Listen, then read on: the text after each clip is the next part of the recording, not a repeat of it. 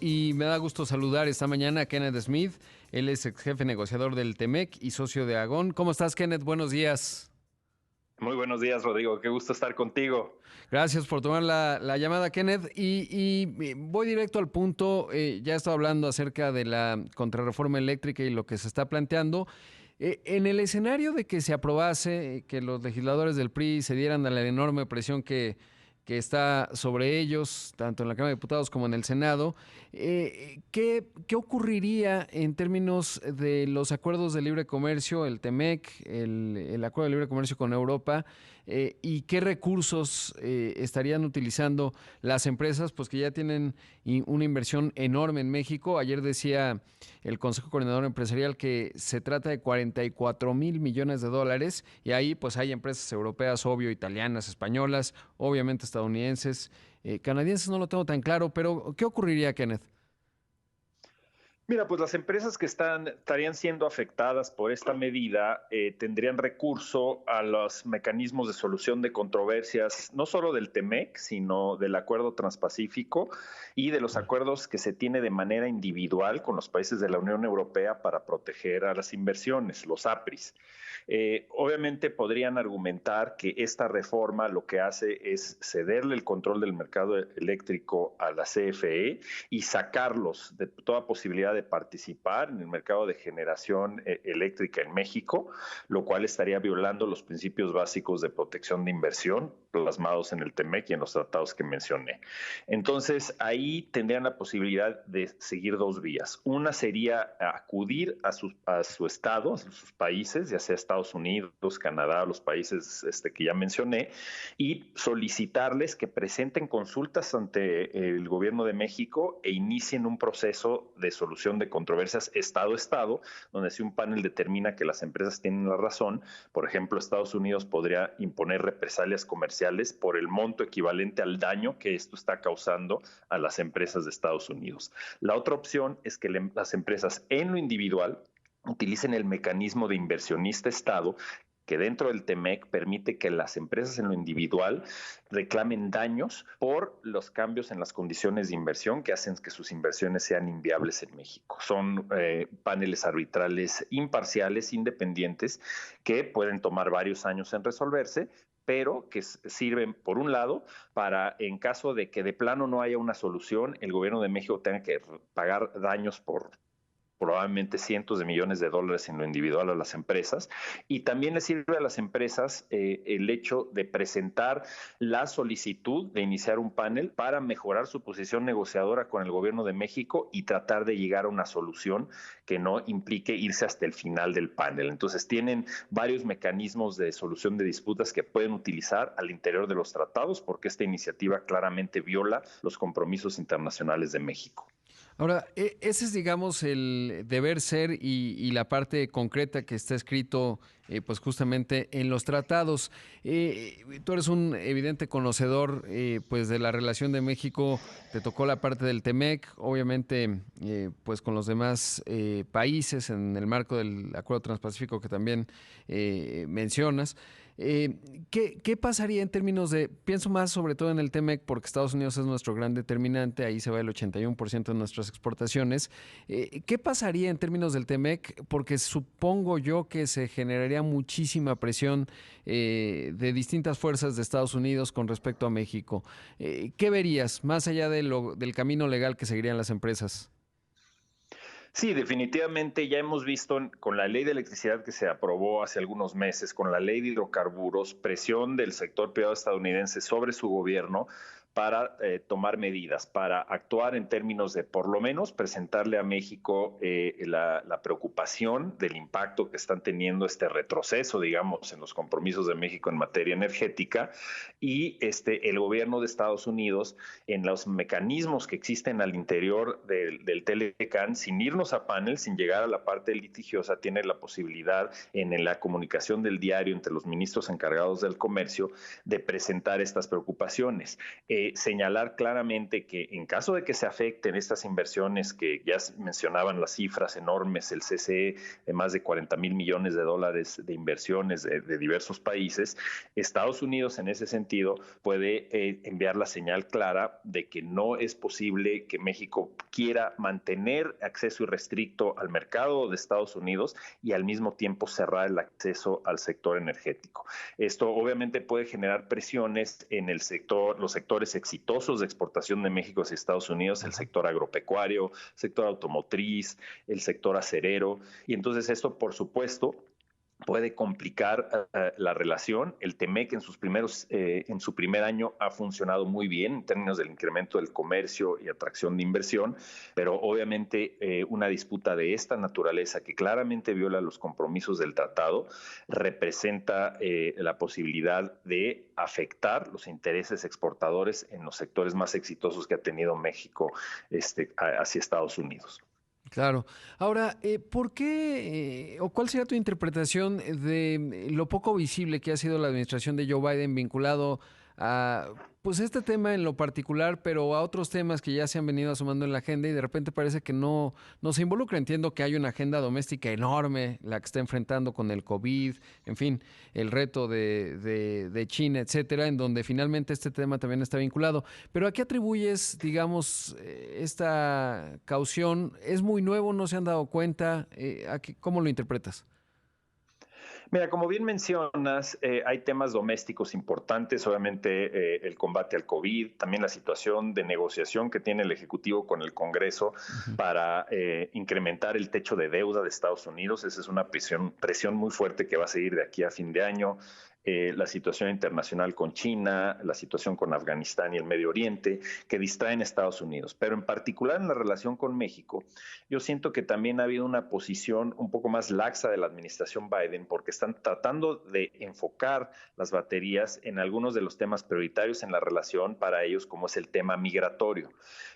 Ha habido diversas discusiones de alto nivel donde México se ha comprometido a trabajar con Estados Unidos en contener la migración de Centroamérica y del sur de México hacia Estados Unidos, y también se está trabajando en otra prioridad de Estados Unidos, que es los casos laborales que han presentado en materia del TEMEC. Este ha sido un tema donde sí ha Estados Unidos presionado, donde ha presentado casos y donde pues hasta ahora los dos casos que se han presentado en el sector automotriz parecen estarse resolviendo de una manera satisfactoria para Estados Unidos. Entonces yo creo que en la medida en que se avance en la parte migratoria, que haya esta, digamos, interlocución positiva en la parte laboral con México, pues Estados Unidos no ha tenido presión para iniciar casos laborales en otros sectores del TEMEC. Ahora dependerá de su sector privado de enviar la señal en Washington de que esta situación que se está deteriorando en materia energética, en materia agropecuaria, en materia de la capacidad de México de cumplir con los objetivos en materia ambiental, o sea, la transición energética hacia los renovables y los compromisos del Acuerdo de París y otras cuestiones que son muy prioritarias también para Estados Unidos, no se van a cumplir.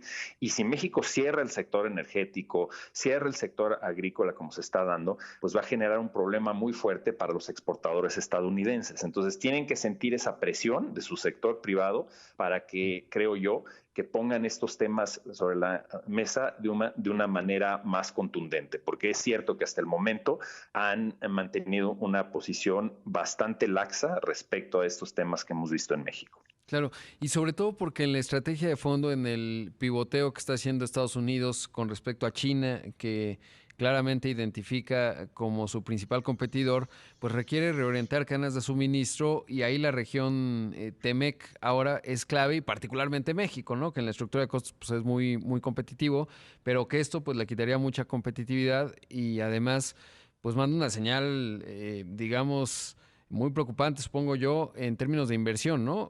Ya diría ahí que más allá del tema energético, pues en los demás, porque si súbitamente te cambian las reglas así, pues quién sabe si quieres invertir $1,000 millones en una planta o algo así. Por supuesto, y México y Estados Unidos relanzaron el diálogo económico de alto nivel, están enfatizando en la narrativa, por lo menos, la importancia de fortalecer las cadenas de valor entre ambos países y en América del Norte. Y pues sí, esta situación que se está viviendo en México con la iniciativa de reforma eléctrica, creo yo que es un parteaguas importante de hacia dónde se dirigen, por lo menos los próximos 3 años, los últimos 3 años de esta administración.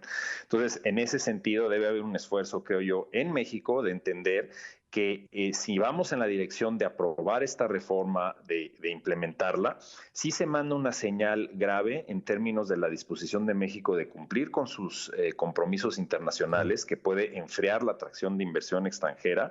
Y por otro lado, hay que entender que no es nada más en el tema de la reforma eléctrica donde estamos viendo preocupaciones en materia energética.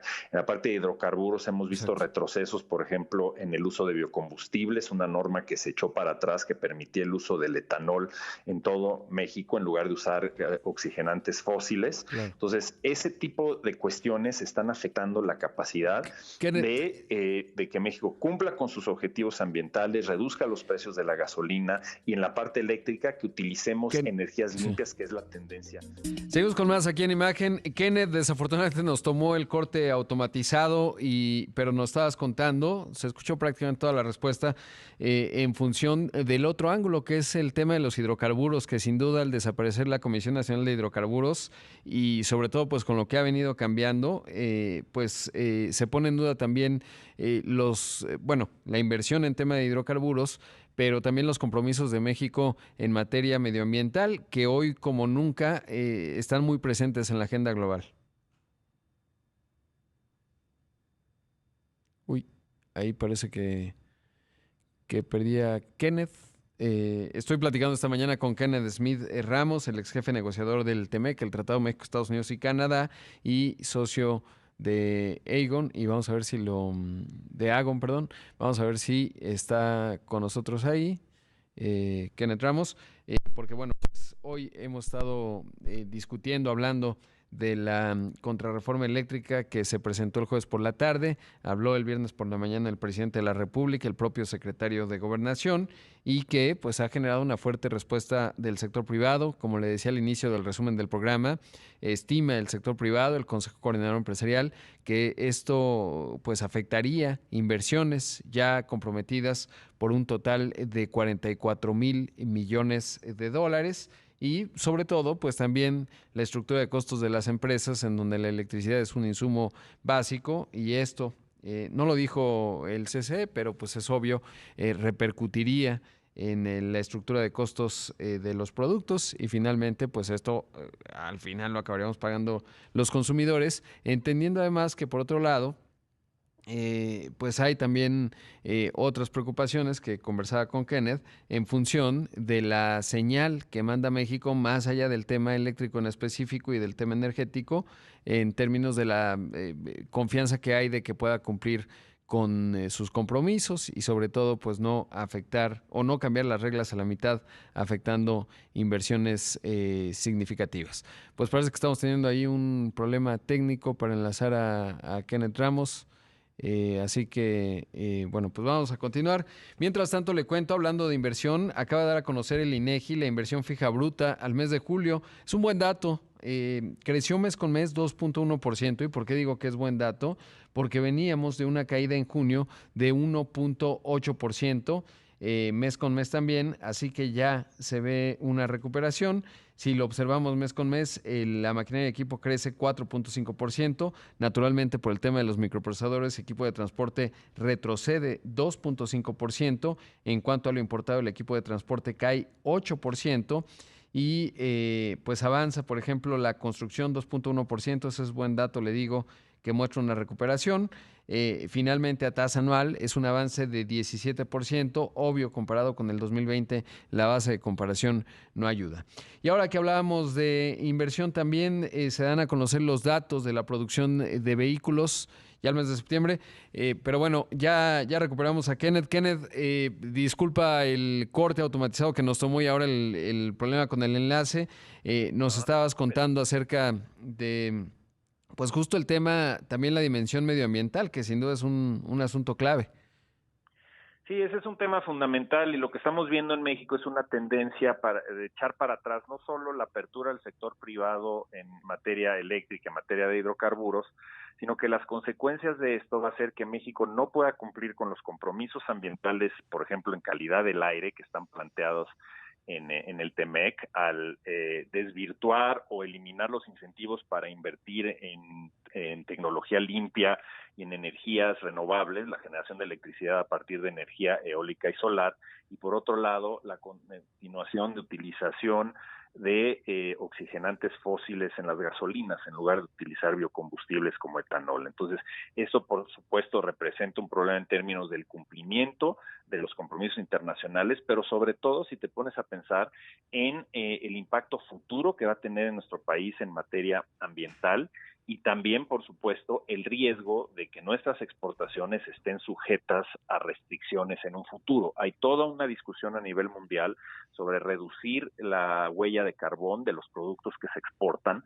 Tarde o temprano esto va a ser parte de la discusión en la Organización Mundial de Comercio y los países que hayan hecho esta transición energética, que estén cumpliendo con sus objetivos de reducción de gases de efecto invernadero y su huella de carbono, van a tener la posibilidad de gozar de estos beneficios. Si nosotros nos quedamos atrás, puede representar un problema importante para nuestras exportaciones en el futuro. Entonces hay que tener esa visión a largo plazo de cómo afectan las decisiones que tomamos hoy en el sector energético al desarrollo sustentable de nuestro país en el futuro. Por supuesto, y además eso que no está alineado, por ejemplo, con los objetivos que se van planteando las propias empresas. Decía yo en algún punto del resumen que entidades como BlackRock, que es este enorme fondo de inversión que compra deuda de empresas, de gobiernos estatales, locales, federales, etcétera, pues ya lo plantea como un elemento clave para destinar su inversión. Y pienso, por ejemplo, General Motors, que es el mayor productor de vehículos, se está dando a conocer el dato de la producción y que dicen ellos para el 2035 no solo tendremos solo vehículos eléctricos, ya no de combustión interna, sino todo el insumo energético que utilicemos será 100% de energías renovables y ahí México pues no estaríamos alineado y si van a empezar a tomar decisiones estratégicas, digamos, con horizontes de 5 o 10 años, pues México no será una opción muy atractiva porque quién sabe si pudiesen cumplir esos objetivos y lo mismo muchas empresas globales que operan acá. Así es, esto afecta a la operación de las empresas globales en México, la capacidad de que se genere un ambiente propicio para atraer la inversión con miras a estas preocupaciones de carácter ambiental y de desarrollo sustentable hacia el futuro. Y simplemente el día de ayer en la reunión ministerial de la OCDE, el secretario de Hacienda de México hablaba de la necesidad de crear condiciones para propiciar un desarrollo sustentable con el cumplimiento de las metas de mitigación de cambio climático. Entonces la pregunta aquí es cómo podemos empatar esos objetivos que son muy nobles con lo que estamos viendo en la práctica, ahora sí que a nivel cancha, con la promoción de esta iniciativa de reforma. Son posiciones incongruentes que se tienen que resolver al interior del gabinete. Por supuesto. Kenneth, te agradezco mucho la paciencia y por supuesto la entrevista. Muchísimas gracias, Rodrigo. Estoy a tus órdenes. Gracias. Ahí escuchamos a Kenneth Smith Ramos, el ex jefe negociador del TEMEC y socio de Agon.